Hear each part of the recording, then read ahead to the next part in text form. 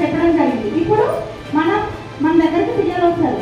పిల్లలు ఎలా నేర్చుకుంటారు? టాపిక్ వచ్చేసి పిల్లలు ఎలా నేర్చుకుంటారు. దాని గురించి మీకు కొన్ని ప్రొజెక్టర్ ద్వారా వీడియో చూపించడం జరుగుతుంది. సరే చూడండి.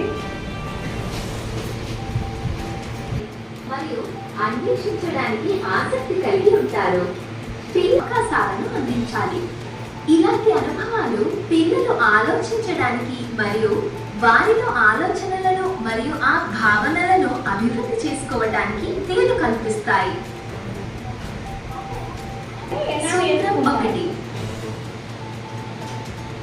అంటే స్వీయ అనుభవాల ద్వారా పిల్లలు నేర్చుకుంటారు. అన్వేషించడం ద్వారా ఒక విషయాన్ని మనం చెప్పినప్పుడు వాళ్ళు ఉదాహరణకు ప్రకృతి సందర్శనకు వెళ్ళమంటారు. వెళ్ళమంటే వాళ్ళు అన్వేషిస్తారు. ఏమని చెట్టు ఎలా ఉంది, చిన్న చెట్ట, పెద్ద చెట్ట, చిన్న ఆకులు ఎందుకున్నాయి, పెద్ద ఆకులు ఎందుకున్నాయి, ముళ్ళు ఎందుకున్నాయి చెట్లకు అనేది వాళ్ళంతా కూడా అన్వేషణ ద్వారా నేర్చుకుంటారు.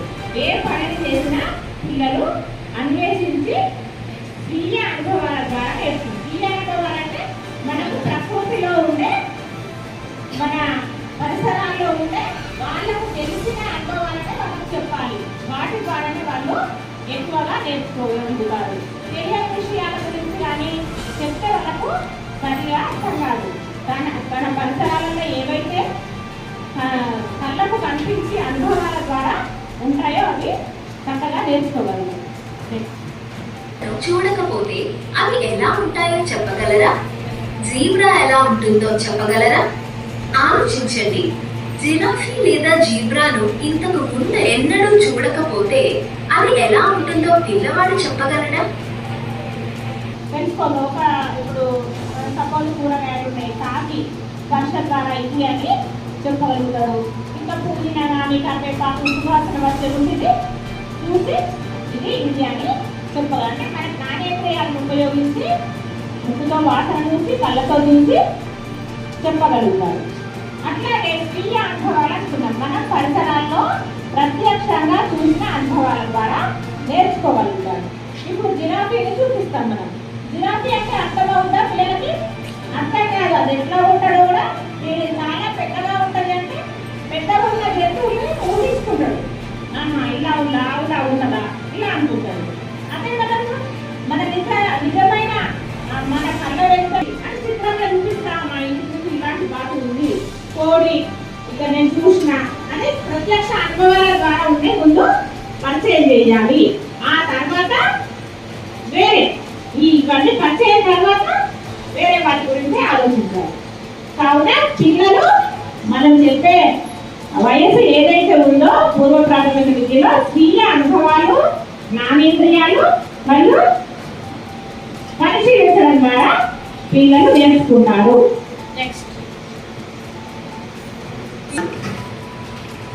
పిల్లల అభ్యసన ఒక క్రమాన్ని అనుసరిస్తుంది. దీనిలో తరువాత పొందబోయే సామర్థ్యాలు, నైపుణ్యాలు మరియు ఈ అంగన్వాడీ టీచర్స్కి రివైజ్డ్ ప్రీ స్కూల్ కరికులం పైన ప్రీ ప్రైమరీ స్కూల్ లెవెల్లో అంగన్వాడీ సెంటర్స్లో నేర్పించడానికని ట్రైనింగ్ స్టార్ట్ చేయడం జరిగింది. ఈ ట్రైనింగ్లో భాగంగా ప్రతి ఒక్క అంగన్వాడీ టీచర్కి 3 రోజుల శిక్షణా కార్యక్రమం నిర్వహించడం జరుగుతుంది. మొత్తం ఆర్మూర్ ప్రాజెక్టులో 326 మంది టీచర్స్కి 9 బ్యాచ్లకు గాను ఒక్కొక్క బ్యాచ్లో 35 మంది అంగన్వాడీ టీచర్స్, అందులో 13 సెక్టార్లకు వివిధ సెక్టార్ల నుంచి మిక్స్డ్ గ్రూప్గా తీసుకొని 9 గ్రూప్లలో మేము ప్లాన్ చేయడం జరుగుతుంది. ఈరోజు 5వ బ్యాచ్ స్టార్ట్ అయ్యింది. ఈ ట్రైనింగ్లో భాగంగా మేము national curriculum policy, educational policy గురించి ఖచ్చితంగా పిల్లలకు పునాది దశలో education, pre primary school education ఏ విధంగా అందించాలి అనేది టీచర్స్కి ఈ ట్రైనింగ్ శిక్షణలో మేము 3 రోజుల శిక్షణ కార్యక్రమంలో చెప్పడం జరుగుతుంది. అందులో భాగంగా ముఖ్యంగా పిల్లలు ఏ విధంగా నేర్చుకుంటారు అనేది ఒకటి, వాళ్ళని ఏ విధంగా మనము అంగన్వాడీ సెంటర్లో ఆకర్షించుకోవాలి, అంగన్వాడీ సెంటర్లో మనం ఏ విధంగా పునర్నిర్మించుకోవాలి అంటే వివిధ రకాలుగా కార్నర్స్ రూపంలో కానీ, వాళ్ళ పోర్ట్ఫోలియో రూపంలో కానీ, ఆటపాటలతోటి విద్య చెప్పడం కానీ, ఆ విధంగా అన్ని ఈ నేషనల్ ఎడ్యుకేషనల్ పాలసీలో చెప్పడం జరుగుతుంది. అంతేకాకుండా 5+3+3+4 అంటే 5+ అంటే ఇది పునాది దశ. ఈ ప్రీ ప్రైమరీ స్కూల్ అనేది పునాది దశలో రావడం జరిగింది. అంటే అంగన్వాడీ సెంటర్కి వచ్చే పిల్లలు ఈ పునాది దశలో వస్తారు. ఇల్లుకు పునాది అనేది ఎంత గట్టిగా ఉంటే ఇల్లు అంత గట్టిగా ఉంటుంది. పిల్లలకు ప్రీ ప్రైమరీ స్కూల్లో నేర్పించే విద్య కూడా అంత చక్కగా ఉండాలి అనేది దీని యొక్క ముఖ్య లక్ష్యము. ఈ లక్ష్యాన్ని చేరవేసే దిశలో అంగన్వాడీ టీచర్స్కి 3 రోజుల శిక్షణ కార్యక్రమంలో చక్కగా మేము ఆటపాటలు వాళ్ళకి పాటలు చెప్తూ కథలు చెప్తూ జూలై, ఆగస్టు, సెప్టెంబర్ దీనికి గాను 2 బుక్స్ వచ్చాయి మాకు. ఒకటి ప్రియదర్శిని, తర్వాత అంగన్వాడీ టీచర్స్కి కరదీపిక. ఈ ప్రియదర్శినిలో ఏంటి అంటే జూన్, జూలై, ఆగస్టు, సెప్టెంబర్ వాళ్ళకి ఆటపాటలతో విద్య, దాంట్లో టైం టేబుల్ ఇవ్వడం జరిగింది. ఆటలు ఏంటి, కథలు ఏంటి, పాటలు ఏంటి, సృజనాత్మకత ఏ విధంగా నిర్వహించాలి, శాస్త్రీయ పరిజ్ఞానంలో ఆ నెలలో మేము ఏం చెప్పాలి అనేది అందులో ఇచ్చారు.